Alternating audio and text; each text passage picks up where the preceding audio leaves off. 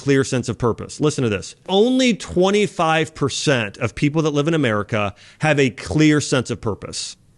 So 75% of people don't know what their purpose is. And think about that for yourself. If you don't have a clear sense of purpose, it's one of the things that's the most detrimental to you having a healthy mindset, to you being a leader, to you having great relationships, to you having great health, if you don't have a sense of purpose.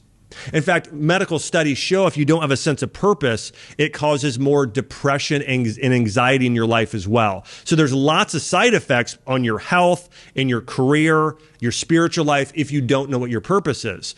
Now, there is a Japanese exercise called Ikigai, which stands for purpose. And here's how they help you determine your purpose. I'm gonna go through these. Number one is, what do you love? So there's 4 questions you answer. Number one, what do you love? What is that thing that you just absolutely love in the world? Number 2, what is it something the world needs? What's that thing that pulls on your heartstrings? And you might even say something like, that's not right. That's an injustice. That needs to be fixed. So what is that thing? Something you love, something that a need in the world. The third question to answer is, and maybe the most important, is what are you good at? What are your talents and your gifts and your unique abilities, right? Maybe you're a great writer. Maybe you're great with people, customer service. Maybe you're great at practicing medicine. Maybe you're great at psychology. But what are you great at? The fourth thing is, what gives you a great reward? You get done, and this could be tied to finances, most of the time it is, or it could also be tied to a feeling of fulfillment, knowing that you've done something that's very meaningful and significant. So answer those 4 questions to find your purpose. Now, I love soccer. I grew up playing soccer, but is it a need in the world, something people truly need? Maybe not. Can I get rewarded doing it? Well, if I was really good at it, yes, but I'm not, I was good in high school and in college, but I wasn't good beyond that, right? So all that being said, so you need to think about that. And that's where you have to ask all 4 of those questions, and that will help you identify your purpose. Listen to a few of these quotes about the power of purpose. This is by Miles Monroe. The greatest tragedy in life is not death, but a life without purpose. Franklin D. Roosevelt said, we have always held to the hope, the belief, the conviction that there is a better life, a better world beyond the horizon. Now, I want to say this as well. What I believe our global purpose is, all of us together, is to love God, love people, and make Earth a more heavenly place. Think about how incredible, I'm a big Lord of the Rings fan, and you'll find that as we get into this podcast. I'll share a few insights of J.R.R. Tolkien, who had such a brilliant philosophical mind. But, when you look at, like, what would your paradise look like? If you could have any home anywhere. Chelsea and I took a trip not that long ago to Italy, and when we were there, we went to places like Amalfi Coast and Cinque Terre, and they had these mountains that were on the Mediterranean Sea. And I thought to myself, how incredible would it be to have a house nested into this mountain where you're overlooking the ocean, and then you go out the back of the house and we have a vineyard and we have all the sort of crops and foods that we could just go and pluck off a tree. And we do that with, my daughter, our kids. And so think about that for yourself. Most people are going to have a similar answer, right? Your house is going to be somewhere in just this lush, beautiful nature, whether it's on the ocean or the mountains or a lake or rolling hills. But it's something like that. It's something natural. And then your house is probably going to be made of things that are natural as well. It's going to be wood and marble and stone and those sorts of things, right? And then again, we think about how incredible would it be if you could just walk out the back of your house and grab any food you wanted at almost any time. And that's paradise. So think about if we were able to take the deserts that are on this planet and these areas that are just rock and dirt, and we could turn those areas where there's poverty and people not being fed, we could turn the entire earth into a paradise. It's really possible. When you study regenerative agriculture, you start to learn and understand that it's possible through science and through agriculture to actually make the planet that. If people would act with wisdom and lack of selfishness, we could literally, you can turn deserts into rainforests. That's the reality. If you can play a part in loving people, right? Creating that sort of paradise within for other people and turning the planet into a paradise, you're doing something truly meaningful. That's tied to purpose. Few other quotes here. One by the great and brilliant mind of Albert Einstein, who said, "Only a life lived in service to others is a life worth living." So when your life is less about you and more about serving and adding value to others, that's meaningful. That's significant. And what our culture's done today is made it all about us versus, hey, how do we serve others? But you're going to find that mindset of, I'm here to serve others, I'm here to add value, contribute to the betterment of others. It lifts their life, but it lifts your life even further the more you serve others. It's that idea, the greatest of all is the servant of all. Listen to this study on purpose. Participants' goals were placed into 3 categories: self-focused, achievement-focused, and family-focused. Those with more family-focused goals had a higher rate of well-being and fulfillment than those who had more self-centric goals. So you can see when your goals are more about benefiting others and less about benefiting yourself, you have more happiness, fulfillment, well-being, even health in your life. And so you can see there the outcome with that servant-driven mindset. So this is mindset. It's taking the mindset from yourself to others. Very important. So that's step number 1. If you want to cultivate a resilient mindset, a powerful mindset, step number 1, find your purpose. Do that Ikigai exercise. Step number 2, find your mission, right? So your purpose is finding that thing you're great at. The mission is attaching a goal to it. So saying, I want to give $5,000 a year to this charity to end human trafficking, or to dig clean wells in Africa, or build roads, or whatever it might be, or something regarding healing the planet or people, right? So you have a mission there, and maybe your mission is also tied to something for your family. I want my kids to go to a school where they can, get an education that's very virtuous and not sort of this immoral education that many kids are getting today and wrong thinking, right? So you have these missions tied to your career and your finances and your marriage and your kids. And so you really lay out this mission-driven life. It's all about the mindset of a hero versus a villain. Here's what happens. Most of us at some point in life could end up as a victim. And a victim is feeling like you're helpless. There's nothing you can do. You live in a state of fear and hopelessness. A villain says, others have hurt me. For instance, I got this injection into my back.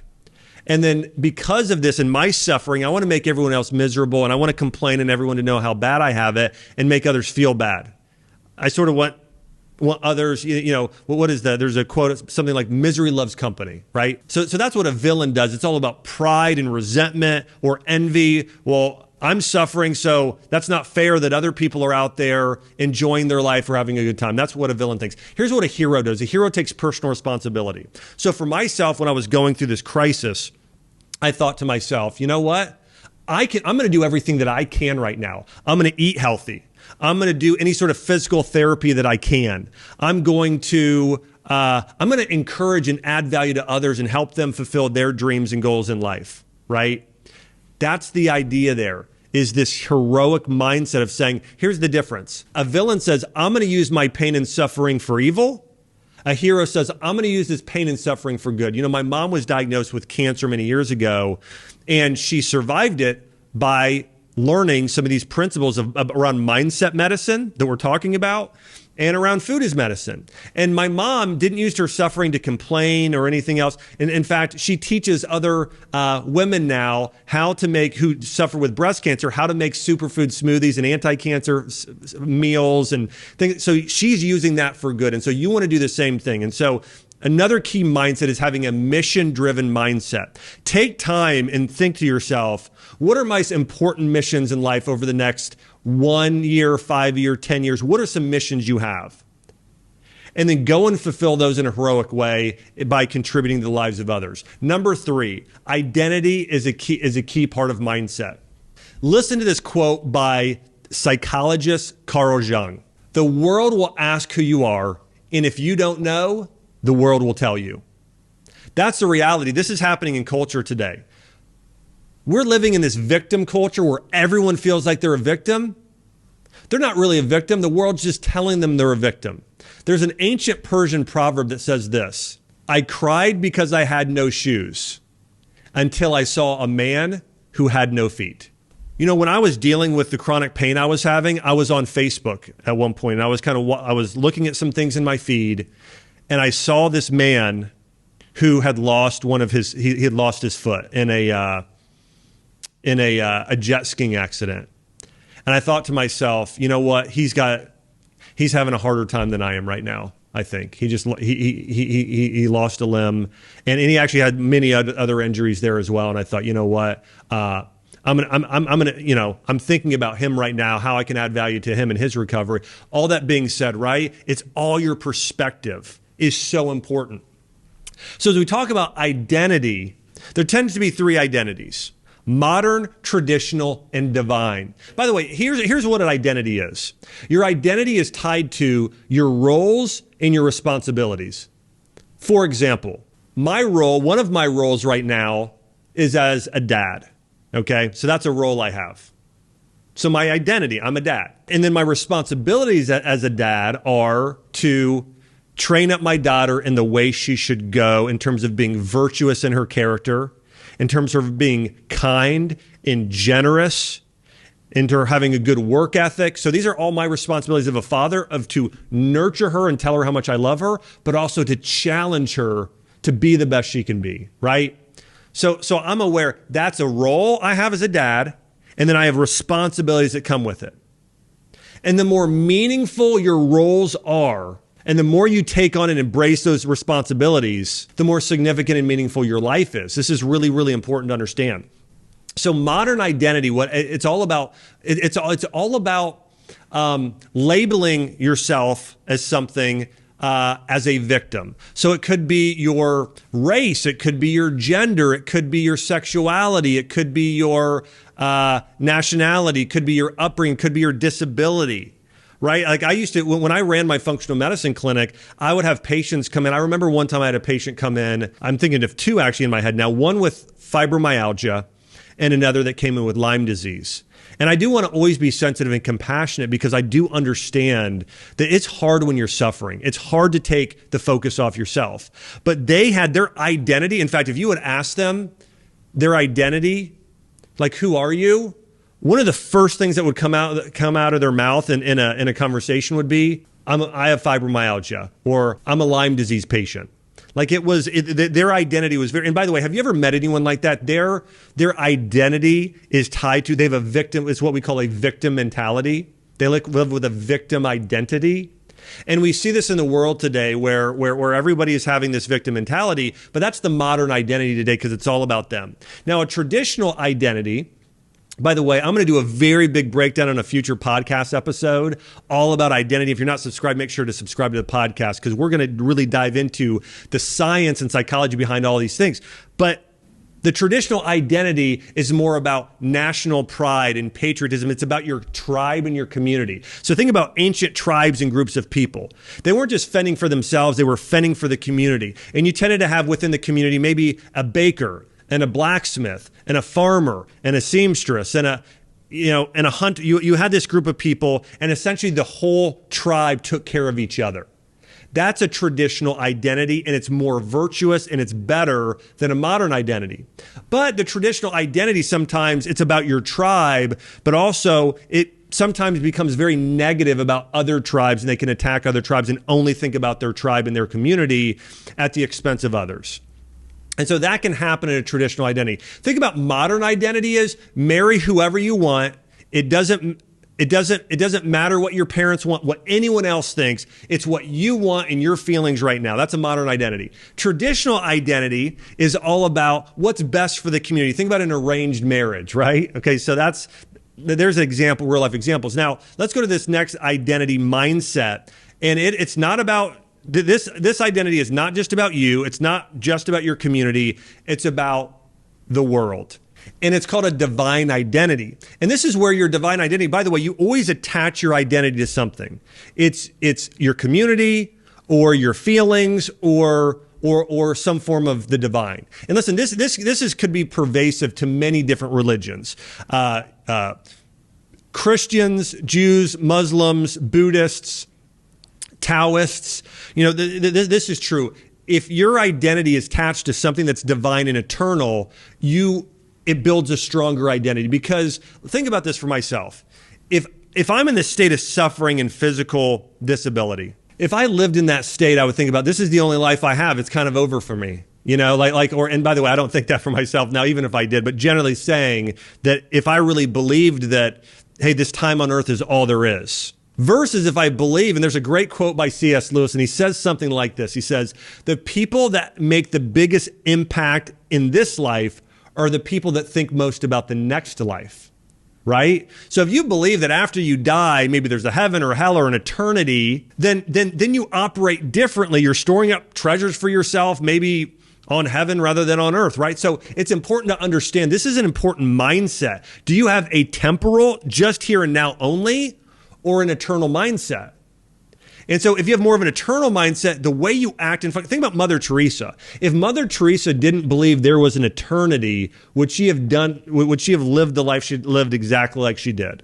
She was very, very aware of eternity, and so she served others in lieu of that. So this is called a divine identity. Your identity is tied to something divine. Now listen, we know in Christian thought, we see Martin Luther King and Mother Teresa, and many others have this sort of mindset. We see this, though, as well, even with Gandhi, in his religion, or Confucius or Buddha. So when you have more of a divine identity, it's tied to something eternal, the way you think and you act, your mindset becomes very different. And I want to encourage you, develop a divine identity. It makes your life more meaningful. And so a divine identity is really about being connected and serving everyone, not just yourself or not just your community. It's sort of the betterment of all. And I really believe the most powerful identity is where you get a God-given identity. It's not something you necessarily only have to earn or just earn. It's something that is given to you with grace. And so we're going to do a deeper dive on identity here in the future.